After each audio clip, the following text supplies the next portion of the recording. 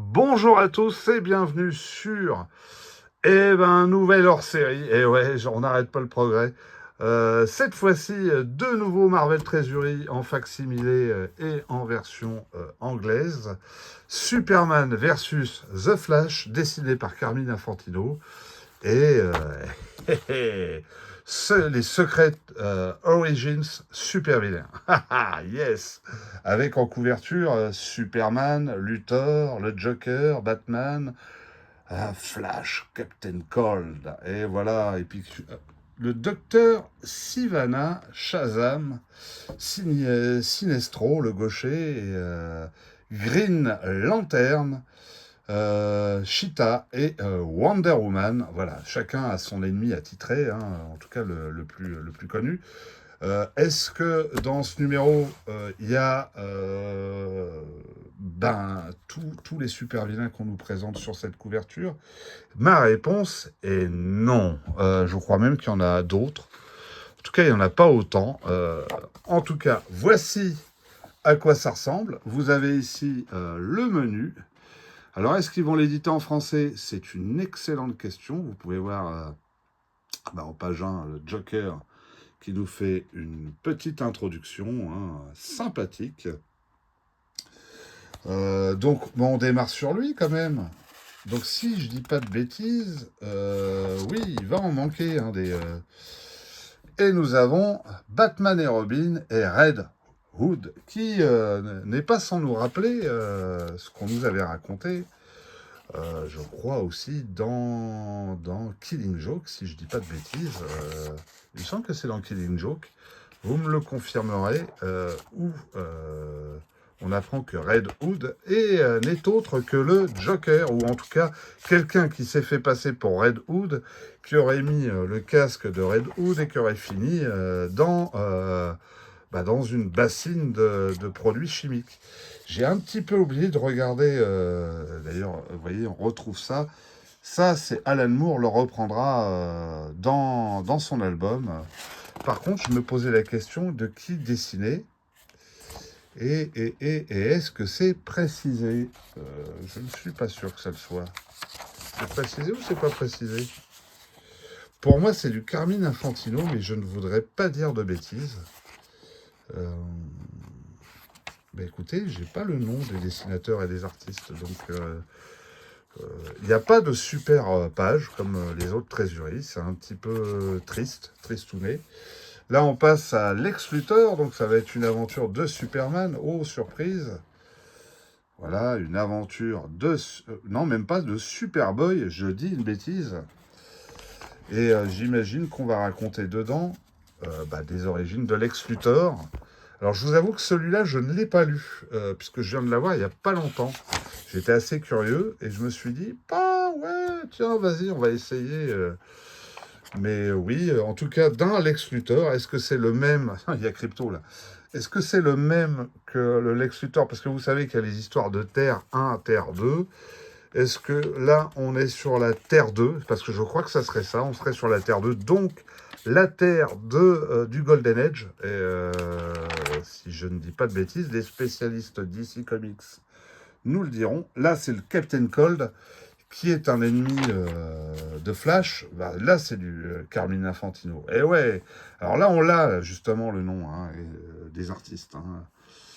Et le Captain Cold sévit sur... je sais même pas dans quelle ville. Oh, sympa cette double page et cette galerie. Alors, sachez que je ne l'avais pas vue. J'avais feuilleté déjà, mais je n'avais pas vu cette double page. Et on retrouve une batterie de vilains. Alors, certains d'entre vous les reconnaîtront. Il faut reconnaître qu'il y en a certains qui sont quand même particulièrement grotesques. Là, je ne sais pas qui est Vic le Viking, mais c'est... lui, on a l'impression qu'il est sorti tout droit d'Hanna-Barbera.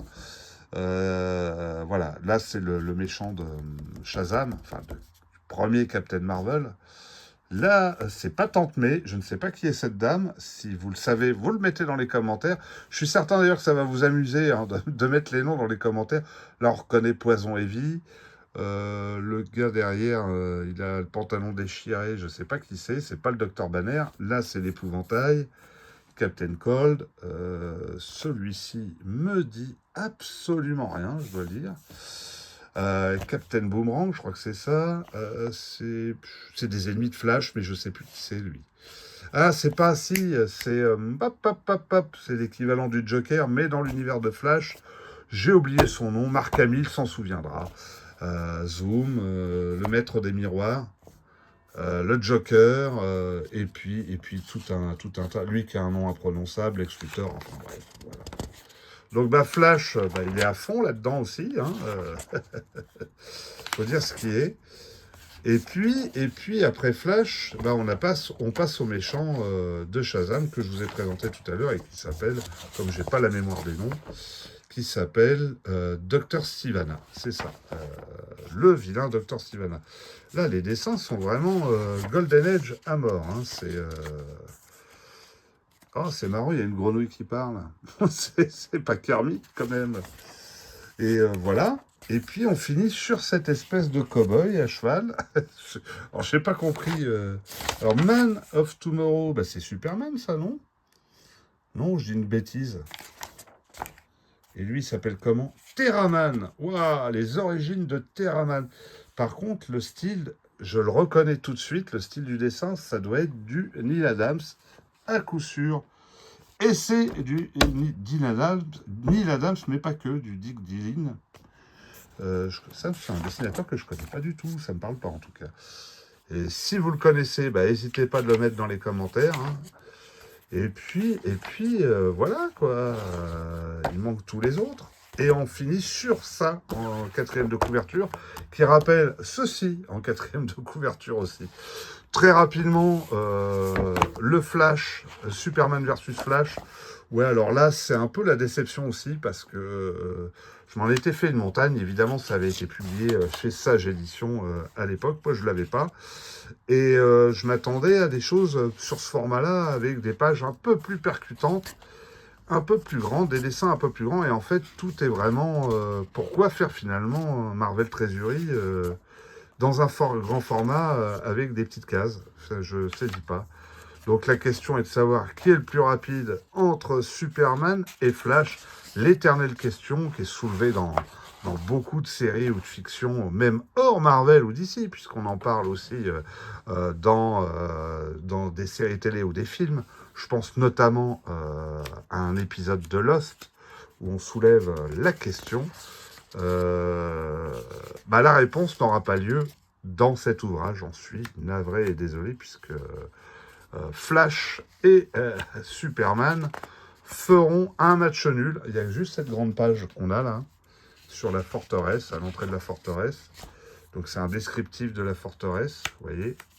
Voilà, et il y a même des mots croisés à la fin, en anglais pour les plus courageux. Voilà, bon, vous avez la forteresse de solitude, patati patata, Flash. Oh, c'est pas mal ça, je me rappelais plus ça. Pourtant, je l'avais lu il y a un moment, mais ça, je ne me souvenais plus.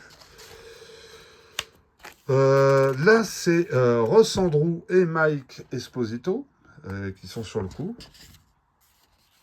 Et ils affrontent je sais plus qui. Un ennemi, j'ai l'impression, de Flash. Ou pas, je sais plus.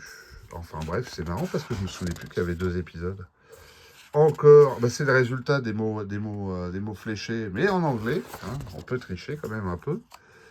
Et puis je crois que j'ai fait le tour. Hein, j'ai pas. Oui, c'est la Justice League qui est là. Bon, on est arrivé un peu à la fin. Hein, parce que sinon, c'est une vidéo qui va être extrêmement longue vu que j'en présente 2. Voilà, vous avez vu mes 2 derniers Treasury jusqu'à la prochaine aventure et les prochaines éventuelles éditions qui pourraient m'amuser ou me plaire. J'avoue que j'adore ce format-là et à part, quand ça sert à rien, c'est un peu le cas de ces 2 ouvrages, hein, je vais être très honnête. Voilà. Mais bon, c'est comme ça. Donc, vous savez ce qu'il reste à faire. Vous mettez un petit pouce, vous partagez, vous vous abonnez, vous commentez. Et puis, vous savez, le Parigo, vaut mieux l'avoir sur YouTube. Gros bisous à tous!